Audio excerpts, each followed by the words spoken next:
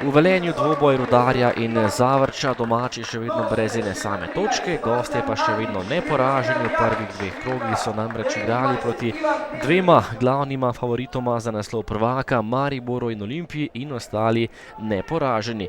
Prva akcija pa že za igralce Zavrča, izjemno lepa kombinacija in tudi gol za goste. Zorko je podal, Polič pa je bil najspretnejši pred vrati in zadev za prednost Zavrča 0:1. Tekla je 5. minuta in gostje so že vodili. Nova akcija za gostujoče nogometaše, tokrat je prišel do strela Bolha, močno, ampak nekoliko premalo natančno za domačega vratarja Radana. 24. minuta in gol za goste, tole je bilo 0:2, še ena lepa kombinacija, tokrat pa je zatresel Glavica in zadev za 0:2.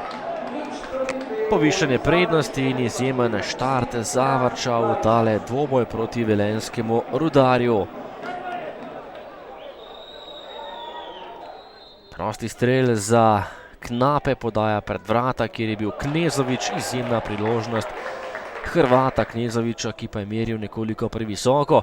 Ob koncu prvega polčasa pa še napad za Velenjčane, tole je bila podaja pred vrata, Prašnikar pa je zadev za 1:2 in premagal vratarja Picaka ter znižal rezultat in ohranil upanje na kakšno točko ali morda 3 domačega moštva.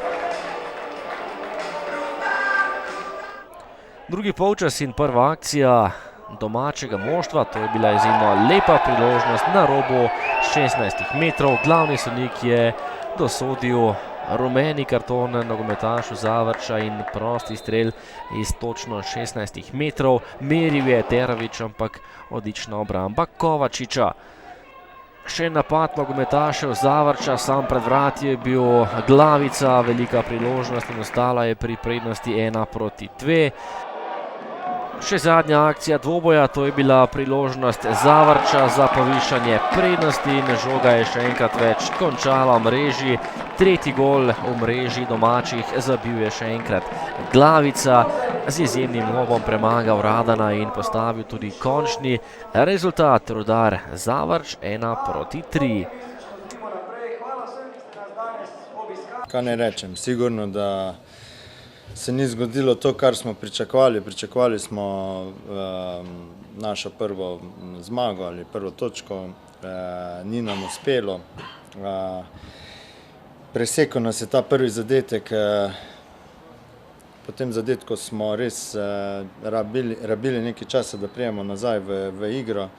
To smo v drugi polovici prvega polčasa smo začeli res dobro igrati in ustvarjati priložnosti.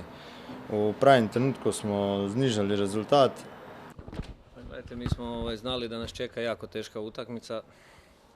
Vedeli smo, da nas čaka težka tekma, nekoliko drugačna od prvih dveh, ko smo igrali proti objektivno močnejšima nasprotnikoma.